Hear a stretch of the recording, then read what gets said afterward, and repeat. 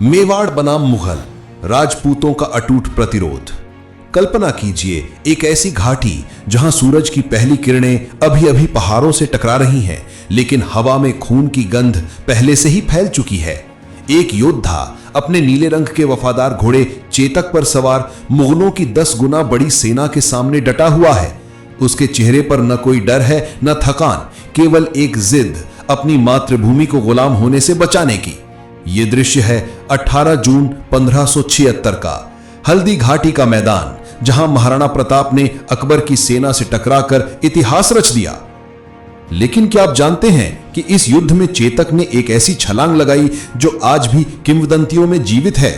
घायल होकर भी उसने अपने स्वामी को बचाने के लिए एक गहरी खाई पार की और अंत में अपनी जान दे दी। यह सिर्फ एक घोड़े की कहानी नहीं, बल्कि राजपूत प्रतिरोध की उस भावना की है जो मुगलों को सदियों तक छकाती रही। आइए हम मेवाड़ और मुगलों के इस संघर्ष की गहराई में उतरें। एक ऐसी कहानी जो वीरता, धोखे, रणनीतियों और अनोखे तथ्यों से भरी है, जो आपको अंत तक बांधे रखेगी। मेवाड़ का इतिहास राजपूतों की उस अटूट इच्छा शक्ति का प्रतीक है जो कभी झुकी नहीं। राजस्थान के दक्षिण मध्य भाग में बसा ये राज्य अरावली पर्वतमाला से घिरा हुआ था, जो न केवल प्राकृतिक किला प्रदान करता था, बल्कि दुश्मनों को छकाने का साधन भी। मेवाड़ की स्थापना गुहिल वंश से हुई, लेकिन सिसोदिया वंश ने इसे चरम पर पहुंचाया। मुगलों के आने से पहले मेवाड़ ने दिल्ली सल्तनत और अन्य आक्रांताओं का सामना किया था, लेकिन मुगल साम्राज्य के साथ संघर्ष एक नया अध्याय था। एक ऐसा संघर्ष जो 1526 से शुरू होकर 1700 ईस्वी तक चला। बाबर से लेकर औरंगजेब तक हर मुगल सम्राट ने मेवाड़ को झुकाने की कोशिश की, लेकिन राजपूतों ने हर बार प्रतिरोध किया। क्या आप जानते हैं कि मेवाड़ एकमात्र ऐसा राजपूत राज्य था जिसने मुगलों की अधीनता कभी पूर्ण रूप से स्वीकार नहीं की? जबकि अन्य राजपूत राज्य जैसे अंबर और जोधपुर ने गठबंधन कर लिए, मेवाड़ ने जंगलों में भटकना पसंद किया, लेकिन घुटने नहीं टेके। यह अनोखा तथ्य राजपूतों की स्वतंत्रता की भावना को दर्शाता है। मेवाड़ का उदय और मुगलों का आगमन। मेवाड़ की कहानी शुरू होती है राणा सांगा से, जिन्हें संग्राम सिंह भी कहा जाता है। 1509 से 1528 तक शासन करने वाले सांगा मेवाड़ के सबसे शक्तिशाली शासक थे। उनके साम्राज्य की सीमाएं राजस्थान से गुजरात, मध्य प्रदेश, हरियाणा, सिंध और उत्तर प्रदेश तक फैली हुई थी। लेकिन क्या आप जानते हैं कि सांगा के शरीर पर 80 से ज्यादा घाव थे? उन्होंने एक आंख, एक हाथ और एक पैर गंवा दिया था। फिर भी वे 18 निर्णायक युद्ध लड़े, जिनमें से केवल एक में हारे। यह अनोखा तथ्य उनकी वीरता का प्रमाण है। सांगा ने दिल्ली के लोधी वंश, मालवा और गुजरात सल्तनत को हराया, लेकिन मुगलों के साथ उनका पहला टकराव बाबर से हुआ। 1526 में बाबर ने पानीपत की पहली लड़ाई में इब्राहिम लोदी को हराकर मुगल साम्राज्य की नींव रखी, लेकिन सांगा ने बाबर को चुनौती दी। फरवरी 1527 में बयाना की लड़ाई में सांगा ने मुगलों को हराया, लेकिन मार्च 1527 में खानवा की लड़ाई में बाबर की तोपखाने की वजह से हार गए। बाबर ने इस युद्ध को जिहाद घोषित किया और दुश्मनों की खोपड़ियों से मीनार बनवाई, एक क्रूर परंपरा जो विरोधियों को डराने के लिए इस्तेमाल की जाती थी। सांगा की हार के पीछे सिल्हाड़ी का विश्वासघात था, जो युद्ध के बीच में मुगलों से मिल गया। लेकिन सांगा ने हार नहीं मानी। वे एक और युद्ध की योजना बना रहे थे, जब उनके ही सरदारों ने उन्हें जहर दे दिया। सांगा की मौत ने राजपूत प्रतिरोध को झटका दिया, लेकिन ये आग बुझी नहीं। बाबर के बाद हुमायूं आए, लेकिन उनका शासन अस्थिर था। असली चुनौती अकबर से आई, जो मुगल साम्राज्य को मजबूत करने में लगा हुआ था। अकबर ने राजपूतों को अपनी ओर मिलाने की नीति अपनाई, विवाह गठबंधन, उच्च पद और जागीरें देकर, लेकिन मेवाड़ ने इन सबको ठुकरा दिया। राणा उदय सिंह द्वितीय 1540 से 1572 ने अकबर की मांगों को अस्वीकार कर दिया। 1567 से 1568 में अकबर ने चित्तौड़ पर घेरा डाला। यह घेरा 4 महीने चला, जिसमें मुगलों ने खाइयां खोदी, सुरंगें बनाई और तोपों से हमला किया।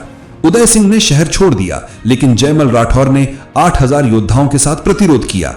जब जयमल अकबर की गोली से मारे गए तो राजपूत महिलाओं ने जौहर किया, खुद को आग में झोंक दिया ताकि दुश्मन के हाथ न लगे।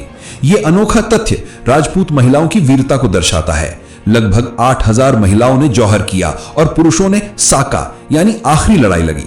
अकबर ने किले पर कब्जा किया और 30,000 नागरिकों का नरसंहार करवाया, लेकिन उदय सिंह जंगलों में छिपे रहे। महाराणा प्रताप प्रतिरोध का प्रतीक। उदय सिंह की मौत के बाद 1572 में महाराणा प्रताप गद्दी पर बैठे। उनका जन्म 1540 में हुआ था और वे जयवंता बाई के पुत्र थे। सिंहासन के लिए विवाद हुआ क्योंकि रानी धीरबाई अपने बेटे जगमाल को राजा बनाना चाहती थीं, लेकिन सरदारों ने प्रताप को चुना। जगमाल ने बदला लेने के लिए अकबर से मिल लिया, एक अनोखा विश्वासघात जो परिवार के अंदरूनी कलह को दिखाता है। अकबर ने प्रताप को मनाने के लिए 4 दूत भेजे, जलाल खान, मान सिंह, भगवंत दास और टोडरमल। मांगे थीं व्यक्तिगत रूप से दरबार में हाजिरी, श्रद्धांजलि, राजनीतिक गठबंधन या वैवाहिक संबंध, लेकिन प्रताप ने सब ठुकरा दिया। एक अनोखी घटना थी राम प्रसाद हाथी की। अकबर ने इस हाथी को मांगा, लेकिन प्रताप ने मना कर दिया। बाद में यह हाथी हल्दी घाटी में मुगलों के पास चला गया। हल्दी घाटी की लड़ाई 1576 प्रतिरोध का चरम थी। प्रताप की सेना में 3000 घुड़सवार, 400 भील धनुर्धर और कुछ हाथी थे, जबकि मान सिंह की मुगल सेना 10,000 की थी। प्रताप ने घाटी के मुहाने पर स्थिति संभाली, जहां संकरी जगह दुश्मन को फंसाती थी। शुरुआत में राजपूतों ने मुगलों को पीछे ढकेला, लेकिन मुगलों की मस्किटों और अफवाहों कि अकबर खुद आ रहा है ने मोड़ दिया।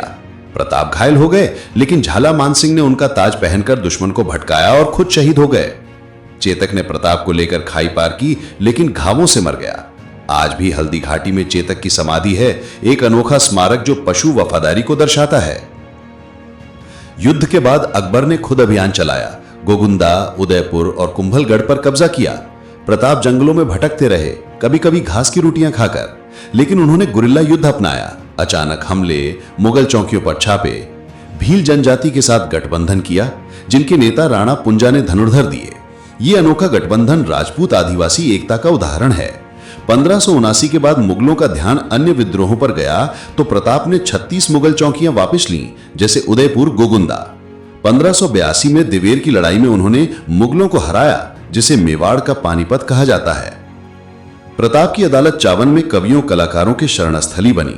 नसरुद्दीन जैसे कलाकारों ने चावन स्कूल ऑफ आर्ट विकसित किया। 1597 में शिकार के दौरान घायल होकर उनकी मौत हुई।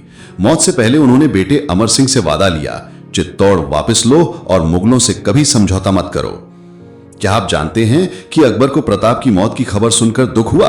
मुगल दरबार के कवि दुर्सा आधा ने प्रताप की स्तुति की।